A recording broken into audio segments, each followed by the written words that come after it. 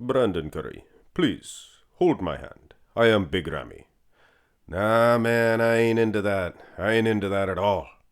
Please, please. No, you will see. You will like it. Just hold my hand, just one time. Nah, man, I'm not holding your hand. That's just weird. That's just weird. Well, this is very awkward, isn't it? Hello, everyone. Mark here, Mark's Max Muscle, and today we are going to look at the greatest rivalries in bodybuilding history. And before I begin this one, I have to give a shout out to fellow YouTuber Superset Man. He did this exact same video, his opinions on it, things of that nature. So basically got the idea from him, and I will link his video on this topic at the end in this one.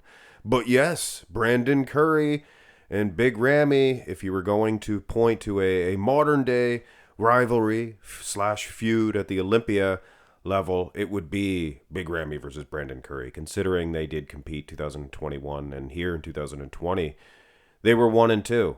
But I would hardly call that a feud or a great classic rivalry. And yes, he did try to hold his hand, and Brandon didn't want to hold it. Like back in the old days, you can see Dorian Yates and Kevin Levrone.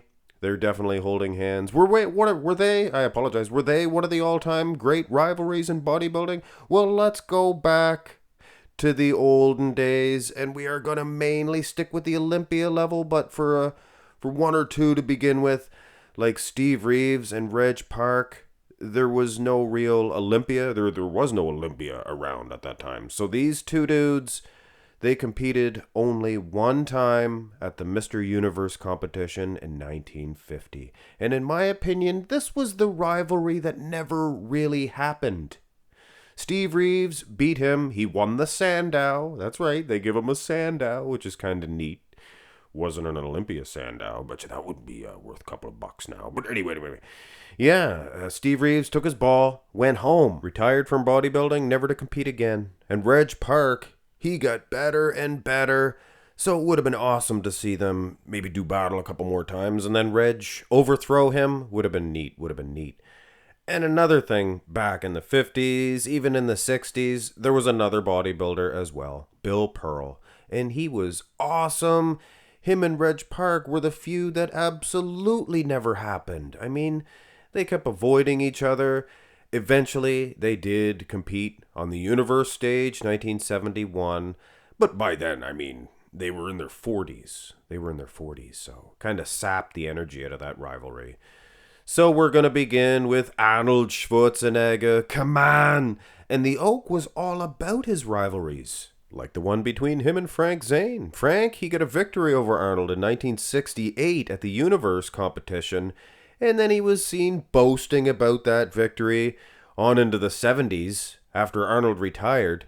So Arnold got wind of that, and then he came out of retirement to show Zane, come on, Frank, what are you doing? You're not boasting about defeating me now. You're not even going to get second, you puny girly man. But anyway, on paper, that's how it went, or, in some people's mind. And that did make for a little bit of an interesting feud. But if you ask me, it was actually more hotly contested between Arnold and Franco Columbu. And in my estimation, in my opinion, when the two greatest bodies in the entire world go head-to-head to see who's better, that, in my opinion, that makes it the most interesting rivalries. But when it comes to the Oak, you can put Zane, you can put Franco Columbu off to the side. The rivalry between Sergio Oliva and the Austrian Oak, Arnold Schwarzenegger, will go down in history. This was by far Arnold's greatest rivalry. And the number one reason for that, in my opinion, is because Sergio actually defeated Arnold Schwarzenegger on the Olympia stage. Something that nobody else in the history of the world can say. And it was in 1969. It was Arnold's debut at this event. On to 1970, and a rematch ensued between Arnold and Sergio. They went pose for pose, and at the end of the night, Arnold Schwarzenegger, he got his victory back. These guys were now 1-1 at the biggest event of the year. So it was time for the rubber match, the tiebreaker, 1971, and they both were looking fantastic. I have to say, Sergio was at his best here. Sergio was at his best. And here's where the controversy happens. And this is one of the main reasons why this is not the greatest rivalry of all time, in my opinion. Sergio was disqualified from competition. He was there. He was able to guest pose. But he was ineligible to compete for the title because he supposedly competed for NABA, which didn't make sense because Zane, he competed in the Olympia in 1972. He won the NABA Universe in 1972. So how come he was allowed to compete in both? Very interesting. In my opinion, you might as well notch another victory off there for Sergio Oliva because he looked fantastic here. 1972, Sergio was actually allowed to compete. And here's where it gets even more controversial. I went through the pictures so many times, guys. I've done videos on this topic. And the only conclusion that I can come to is that Sergio should have won. He should have been the victor that night. And some people will argue, well, Arnold was the Olympia champion. He needed to knock him out. Was he really the Olympia champion? 1971, Sergio maybe should have won. But anyway. Controversy hit 1972. And Arnold won. The judges give Arnold the victory.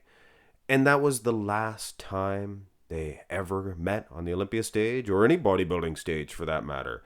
So thus ended the incredible rivalry between Arnold Schwarzenegger and Sergio Oliva. And had they continued their rivalry, I would say absolutely it would have been the greatest rivalry of all time. But because of all that controversy, I mark it second or third greatest rivalry in bodybuilding history. And now let's move into the late 70s, mid to late 70s, after Arnold retired, of course. There was guys like Zane and Franco Columbu always playing second string to Arnold. So these two guys had a nice little feud, and it wasn't the first time they met on the Olympia stage. They were usually battling it out for the lightweight title. So this is your precursor to the 212 division champions. But either which way, guys, these two dudes were left to do battle in 1976, and Franco did get the victory over Zane, but then he took his ball and went home. So realistically, it was the feud, the rivalry that never really ensued, that never really happened, but I wager to say it would have been a good one through the late 70s if Franco had stuck around. Then you move into the 80s, and really, guys, was there anybody that can really say they had a true rivalry with Haney, the legend himself? There was Mike Christian. He was great. He was fantastic, but he never even placed second. And then there was Rich Gaspari and Lee Labrada. Both of those guys played second string many a times, but never really pushed the guy, for goodness sakes. So I don't really count any of Lee Haney's rivalries. Then you move into Dorian Yates. Dorian Yates territory, and there was no shortage of great competition, like 1993, Flex Wheeler placed second just the one time. 92, of course, Kevin Levrone got second place, and in 95, so Kevin Levrone a couple of times, and of course Sean Ray. A lot of people would say Sean Ray was Dorian's greatest rivalry. 94, he placed second, and in 96, but that was it. No real true rivalry, in my estimation. And furthermore, most people would probably point to Nasser El Sambadi because it was probably the closest anybody came to defeating him. Dorian was way off his mark there. So, yeah, I don't think there was any real true rivalries concerning Dorian Yates. And now, and I usually don't do this, but now we're going to skip ahead because I'm going to save the best rivalry for the last. This is 2011, and it is Phil Heath. He defeated Jay Cutler for the first time to become a Mr. Olympia champion, and that gave Phil Heath a lot of credibility heading into 2012. And it was him versus Greene, considering that Kai actually had a victory over Phil Heath on the Olympia stage in 2009. It was a very heated rivalry, and they went pose for pose. Now, at the end of the day, of course, with not much argument, Phil Heath did in fact win, but it was close. It was close. 2013, they went at it again. Both gentlemen were looking a little bit larger, a little bit thicker in the midsection as well. Could have been the Battle of the Bulge. Another great battle. But anyway, they went at it again 2013, and Phil Heath, much like in 2012, he did get the victory. A lot of fans were still behind Greene. Now, fast forward to 2014.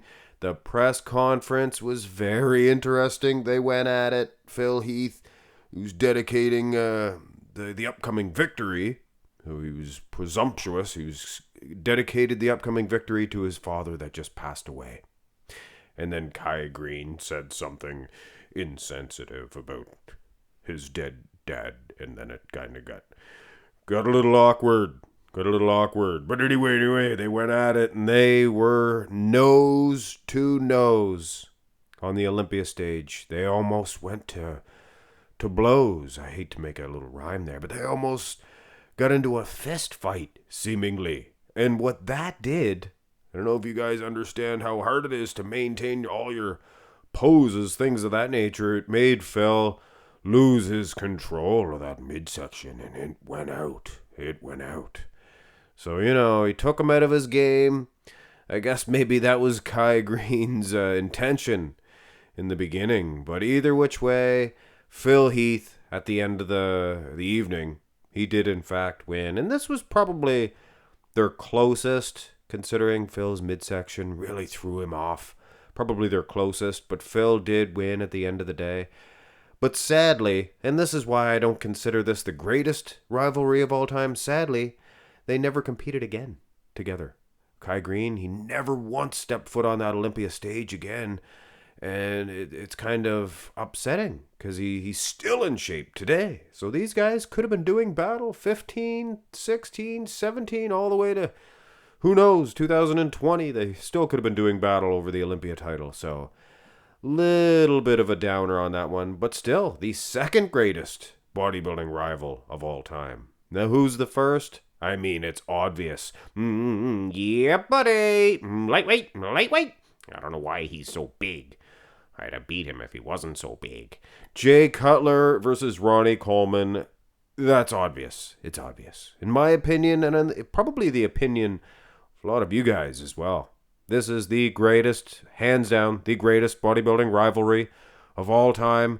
And I'll explain why I believe there was a greater rivalry than that of Phil Heath versus Greene, which, let's be honest, had the potential to be almost as great as these two dudes. 2001, Ronnie Coleman, he retains his Olympia title, but there was a new up-and-comer, Jay Cutler, the very first time he ever placed second to Ronnie Coleman, and it was close. They actually went pose for pose, and this new young upstart, a lot of people said he was uncrowned, 2001. I do not really, but it was very close, to be honest with you. They never competed in the 2002 Olympia. Jay didn't show up. 2003 was the second time that these two dudes did battle on the Olympia stage. And as good as Jay was, guys, 2003, Ronnie King Coleman, need I say more? 2004, Ronnie, did he just keep getting better and better? My estimation, probably not even close. Now, 2005, I honestly can say that I remember Jay. He was so huge in those front shots that I thought, well, maybe he can take Ronnie. And of course, back then I wasn't as knowledgeable about the sport. I just figured, even if one guy's not as conditioned, if he's still beating him in the back shots, still going to win. But realistically, looking back, yes, 2005 was maybe their most memorable feud. It was the one when they were slapping each other on the legs, you slapstick. So it was a great camaraderie. And in 2006, it was their final showdown. It was their last time competing. Well, actually, they competed a couple of times after this in Grand Prix, and they did compete at the following Olympia, but they weren't, This was the last Olympia, first and second. You know what I'm saying. And Jay was maybe better than ever. Maybe not as aesthetic as 2001, but those back shots, he was not messing around. I can tell you that right now. And I guess some people could consider it an upset that Ronnie lost in 2006, because he would have defeated Lee Haney's record. He would have got 9. He would have been the ultimate. Of course, now he's tied with Lee Haney. But I guess they got to give it to the winner, right? And I think Jay Cutler, he is your better man in 2006, considering Ronnie was just a little bit off on those back shots. He was a little bit off on the conditioning as well. So yeah, that ended the greatest rivalry in Olympia history, and dare I say, in bodybuilding history. I don't think they ever really had a battle that went on and ensued for so many years. But the reason why I do consider it better than the Phil Heath, Kai Greene rivalry is because there was an ending. There was a closed door on this. Jay Cutler finally, after all those times placing second, finally defeated Ronnie the King Coleman. And yeah, that's it, guys. I really hope you enjoyed this one.